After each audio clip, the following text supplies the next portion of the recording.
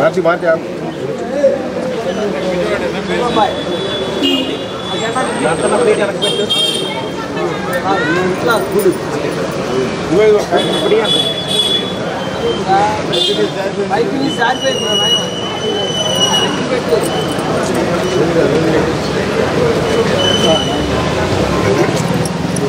Mic తీయండి mic తీయండి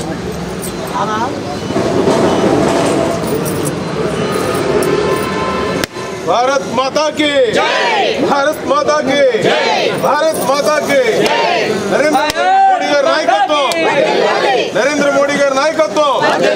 నరేంద్ర మోడీ గారి నాయకత్వం పురంధేశ్వరి గారి నాయకత్వం పురంధేశ్వరి గారి నాయకత్వం పురంధేశ్వరి గారి నాయకత్వం భారత్ మాతా की పాత్రికేయ మిత్రులందరికీ ముందుగా నా నమస్కారాలు నేను తెలియజేస్తూ భారతీయులందరికీ గణతంత్ర దినోత్సవ శుభాకాంక్షలు తెలియజేస్తున్నాను. ఇవాళ తిరిగి మనల్ని దేశ సేవకి అంకితం చేసుకోవాల్సినటువంటి రోజుగా నేను భావిస్తున్నాను. పునరంకితం కావాల్సినటువంటి ఆవశ్యకత చాలా ఉన్నది అని చెప్పి ప్రజలందరూ కూడా గుర్తించాలి. నిజం చెప్పాలంటే ఈ రోజున మన దేశ స్వాతంత్రానికి బలిదానం చేసినటువంటి ఎందరో మహనీయుల్ని స్మరించుకుంటూ వారికి నివాళులు అర్పించవలసినటువంటి రోజు మాత్రమే కాదు, రాజ్యాంగ స్ఫూర్తి ఏదైతే ఉందో సహభాతృత్వం కావచ్చు, సమసమాజ స్థాపన కావచ్చు, అందరికీ సమానత్వం అందించడం కావచ్చు, స్వాతంత్రం కావచ్చు, వాటన్నిటినీ కూడా దృష్టిలో పెట్టుకుని తిరిగి మనం ఆ స్ఫూర్తికి పునరంకితం అవ్వాల్సినటువంటి ఆవశ్యకత చాలా ఉంది. మరి ఈరోజు భారతీయ జనతా పార్టీ ఆది నుండి కూడా ఏదైతే రాజ్యాంగ స్ఫూర్తి ఉన్నదో దేశంలో ఉన్నటువంటి పేద ప్రజలకి అదేవిధంగా అన్ని వర్గాల వారికి న్యాయం చేయాలి అనేటువంటి ఆలోచనతోటి రాజ్యాంగ స్ఫూర్తికి అనుగుణంగా అంత్యోదయ అనేటువంటి ఒక మూల సిద్ధాంతం ఏదైతే ఉందో దాన్ని ముందుకు తీసుకుని వెళ్తూ ఈరోజు మన ప్రధాని నరేంద్ర మోడీ గారు ఏ విధంగా ఆ అంత్యోదయ అనేటువంటి స్ఫూర్తి నుండి, అది మాత్రమే కాకుండా రాజ్యాంగం యొక్క స్ఫూర్తి నుండి వారు స్ఫూర్తి పొందుతూ సబ్కే సాత్ సబ్కా వికాస్ అనేటువంటి నినాదంతో వారు ముందుకు వచ్చారో ప్రజలందరూ కూడా గమనిస్తున్నారు అని చెప్పి మేము భావిస్తున్నాము. ఈ యొక్క నినాదం ఏదైతే ఉందో సబ్కే సాత్ సబ్కా వికాస్ అన్నది అది కేవలం నినాదం మాత్రమే కాదు, భారతీయ జనతా పార్టీ విశ్వాసం కూడా. ఎందుకంటే మరి అధికారంలోకి వచ్చిన నాటి నుండి నేటి వరకు కూడా భారతీయ జనతా పార్టీ నాయకత్వంలో ఉన్న కేంద్ర ప్రభుత్వం ప్రవేశపెట్టినటువంటి పథకాలు కావచ్చు, చేపట్టినటువంటి కార్యక్రమాలు కావచ్చు, అవన్నీ చూసినట్లయితే సమాజంలో అందరికీ న్యాయం చేయాలి అనేటువంటి భావన మనకి స్పష్టంగా కనబడుతుంది.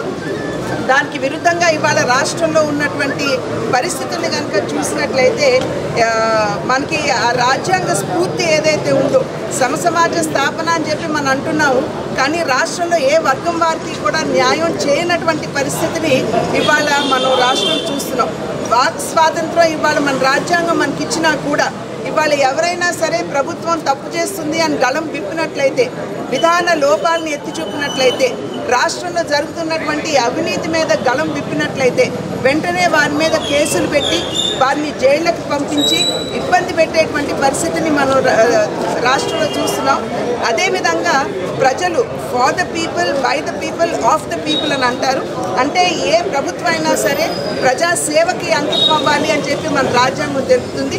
కానీ రాష్ట్రంలో కనుక పరిస్థితులు చూసినట్లయితే ప్రజల సంక్షేమాన్ని విస్మరిస్తూ అదేవిధంగా రాష్ట్ర అభివృద్ధికి తిలోదకాలు ఇస్తూ ఇవాళ కేవలం తన జేబులు, తన అస్మదీయుల జేబులు ఏ విధంగా నింపాలా అనేటువంటి ఆలోచన తప్పించి రాష్ట్రానికి న్యాయం చేయాలి అనేటువంటి భావన మనకి సంపూర్ణంగా ఇక్కడ కనపడినటువంటి నేపథ్యం కనుక ఖచ్చితంగా ఇది రాజ్యాంగ స్ఫూర్తికి విరుద్ధం అని చెప్పి భారతీయ జనతా పార్టీ గట్టిగా విశ్వసిస్తున్నటువంటి విషయం.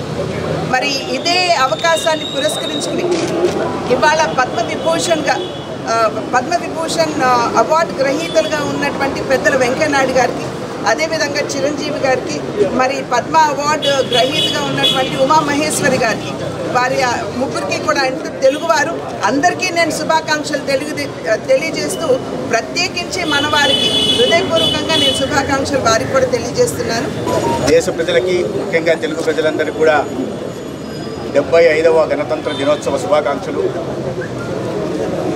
మన ఘనమైన వారసత్వ సంపద, ఉత్కృష్ట విభిన్నమైన సంస్కృతి కారణంగా దేశంలో ఇన్ని రకాల ప్రాంతాలు, భౌగోళిక పరిస్థితులు, కులాలు, భాషలు, విభిన్న సంస్కృతులు ఉన్నప్పటికీ కూడా ఈ భిన్నత్వంలో ఏకత్వం సాధించడానికి మన రాజ్యాంగంలో పొందుపరిచిన అంశాలు ప్రధాన భూమిక పోషిస్తాయి. ఇవాళ భారతదేశం ప్రపంచవ్యాప్తంగా ప్రత్యేకమైన గౌరవాన్ని పొందుతోంది. భారతీయులందరూ కూడా గుర్తింపు పొందుతుంది. ఎంతో బలహీన దేశంగా ఉంటున్న, ఆర్థిక పరంగా కానీ రక్షణ పరంగా కానీ ఉంటున్న ఈ దేశం గత 10 సంవత్సరాలుగా అన్ని రంగాల్లో ఎంతో పురోగతి సాధించి ఇవాళ ప్రపంచ దృష్టిని ఆకర్షించే పరిస్థితి నెలకొనింది. ఒకవైపు భారత సౌభ్రాతత్వానికి ఎటువంటి విఘాతం కలిగినా ఉపేక్షించకుండా వారికి అర్థమయ్యే భాషలోనే సమాధానం చెప్తూ, రెండో వైపు అవసరం ఉన్న చోట ఇబ్బందుల్లో ఉన్న దేశాలని ఆదుకుంటూ వసుదైవ కుటుంబకం అనే భావనకు నిజమైన నిర్వచనం ఇవాళ మన దేశ ప్రధాని నరేంద్ర మోడీ గారు తెలియజేస్తున్నారు. దేశవ్యాప్తంగా అన్ని రంగాలకి, అన్ని వర్గాలకి న్యాయం చేస్తూ ఏదైతే రాజ్యాంగంలో పొందుపరిచి ఉందో సమన్యాయం, స్వేచ్ఛ, సమానత్వం, ఈ మూడింటికి, ఈ రాజ్యాంగ స్ఫూర్తికి కట్టుబడి ఇవాళ దేశాన్ని అన్ని రంగాల్లో ముందుకు తీసుకెళ్లే ప్రయత్నం నరేంద్ర మోడీ గారు చేస్తున్నారు. అదే సమయంలో దురదృష్టవశాత్తు సమాఖ్య వ్యవస్థలో కొన్ని రాష్ట్రాలు తమ బాధ్యతలను విస్మరించి వ్యవహరించడం దేశ పురోభివృద్ధికి విఘాతం కలిగిస్తున్న విషయం కూడా ప్రజలు గమనించాల్సి. ఇవాళ ఈ రాష్ట్రంలో, ఆంధ్రప్రదేశ్లో ముఖ్యంగా ఒక అప్రకటిత ఎమర్జెన్సీ కొనసాగుతాం. పాలన గాలికి వదిలేసి సంక్షేమాన్ని మర్చిపోయి ప్రజల్ని మోసం చేస్తూ ఇవాళ పాలన సాగించే ప్రయత్నం చేస్తున్నారు. ఈ రకమైన, ఎందుకంటే దేశం వృద్ధి సాధించాలంటే, పురోగతి సాధించాలంటే రాష్ట్రాల బాధ్యతగా ఉంటుంది.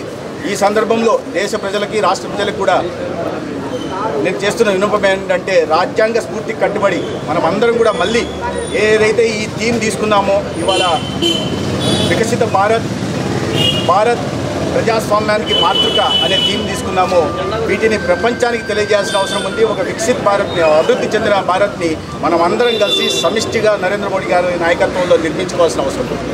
గత 26 సంవత్సరాలుగా ఏలూరుకు చెందినటువంటి సుబానీ అనబడేటువంటి జెండా సుబానీగా పేరొందినటువంటి వీరు జెండా సుబానీ గారు, వారు పింగళ వెంకయ్య గారి స్ఫూర్తిగా ఆజాదీ అమృత మహోత్సవం సందర్భంగా కానీ, లేకపోతే తిరంగా యాత్రల సందర్భంగా కూడా వేలాది జెండాలను ఉచితంగా, జెండా అమ్మకూడదు, కొనకూడదు అనేటువంటి ఆలోచనతో ఆయన ఉచితంగా పొందుతున్నటువంటి తీరుతెన్నుల్ని అభినందిస్తూ పెద్దలు రాష్ట్ర బీజేపీ అధ్యక్షులు దగ్గుబాటి పురంధేశ్వరి గారు, అదేవిధంగా జాతీయ కార్యదర్శి సత్యకుమార్ గారు వారి చేతుల మీదుగా వారికి గౌరవించడం అనేది నిర్ణయం తీసుకోవడం జరిగింది.